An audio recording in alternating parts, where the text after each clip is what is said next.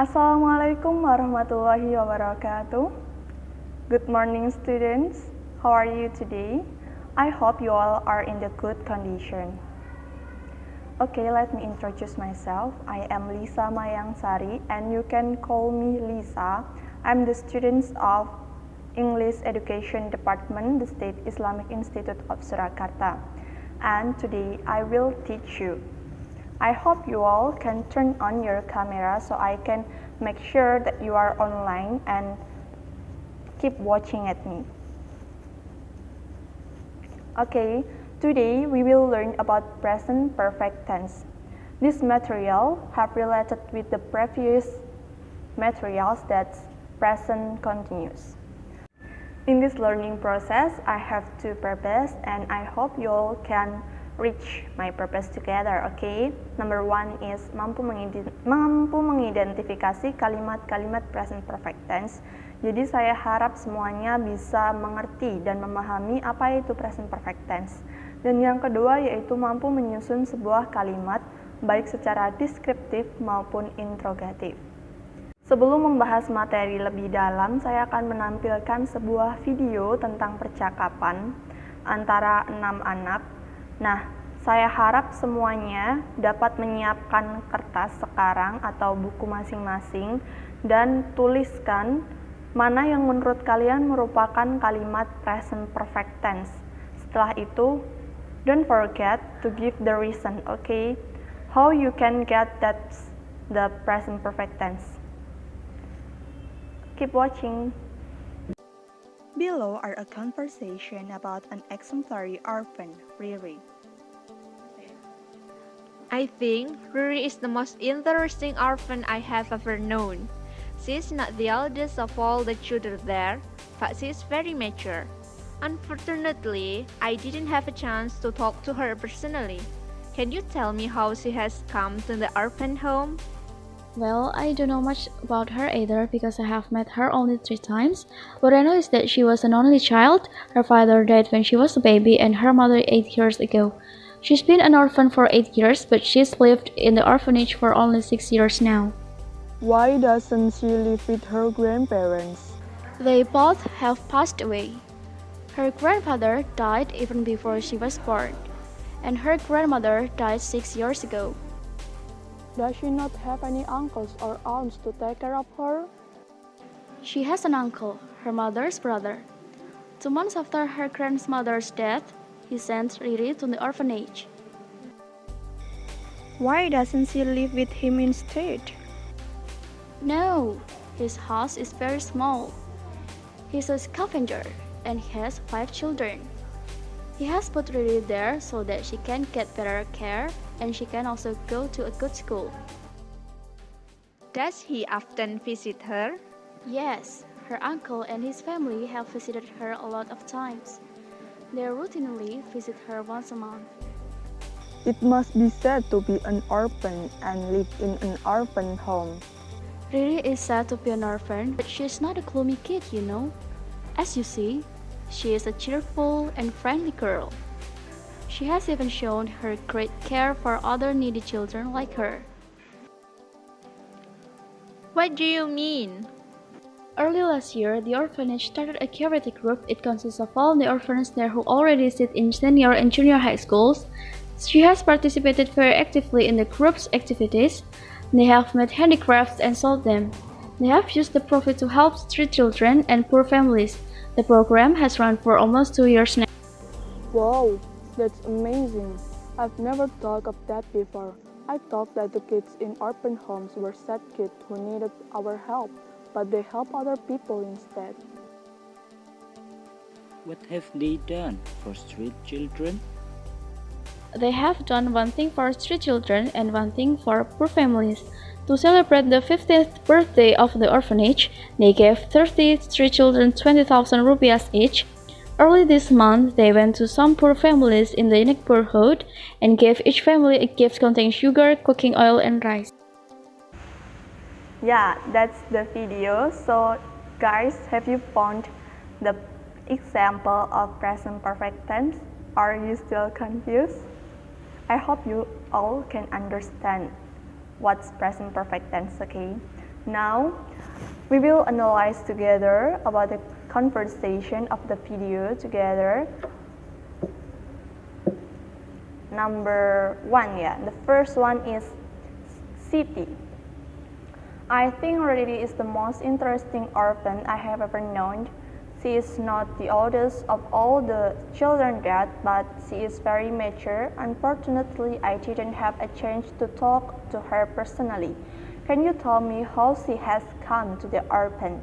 Nah, di sini sudah kelihatan ya, karena saya kasih bold. Jadi yang dikasih bold itu merupakan present perfect tense. Nah, coba diperhatikan. Mengapa dia bisa menjadi present perfect tense? Nah, ada dalam kalimat Siti ya, ada have known. Have known.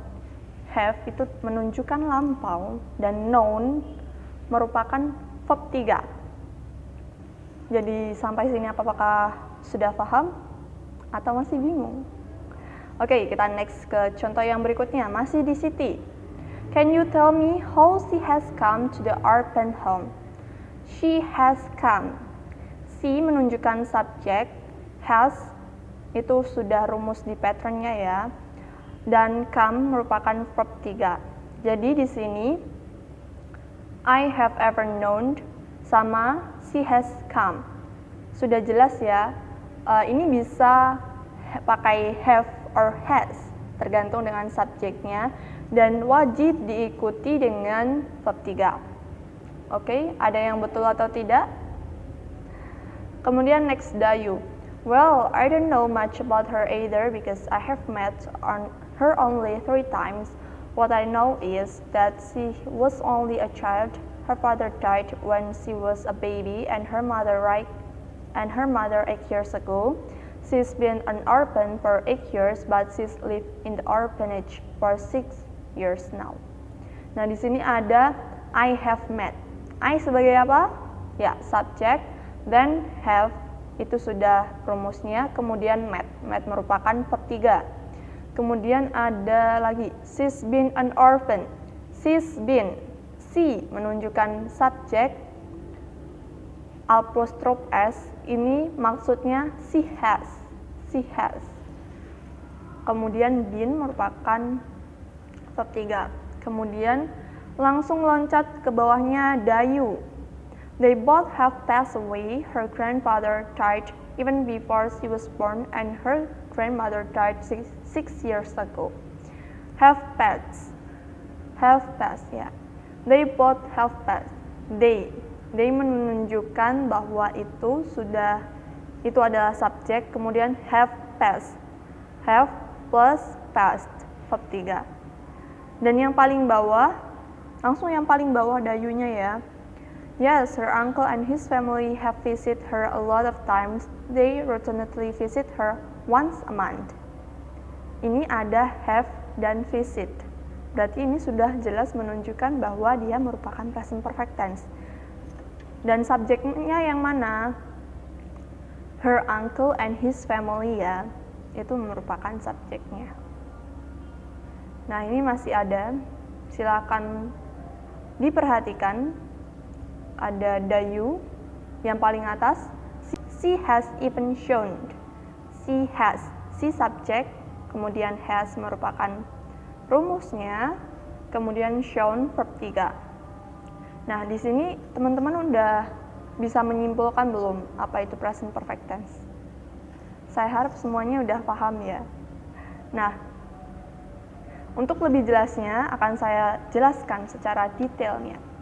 Present perfect tense. Present perfect tense digunakan untuk menyatakan kejadian atau tindakan yang telah lengkap dilakukan atau terjadi pada periode waktu di masa lampau sampai saat sekarang. Nah, ini jadi present perfect tense itu digunakan untuk menyatakan suatu tindakan yang telah digunakan pada masa lalu. Nah, seperti itu. Bedanya apa sama materi sebelumnya? Kalau sebelumnya kan present continuous. Kalau present continuous itu kan sedang dilakukan. Nah, ini udah masa lalu ya. Kayak gitu. Dan masih dilakukan sampai sekarang. Nih, rumusnya or pattern. Positif. Subject plus have or had plus have or have plus verb 3 plus object. Nah, ini lebih lengkapnya. Tadi kan harus ada subject, has or have, kemudian verb 3.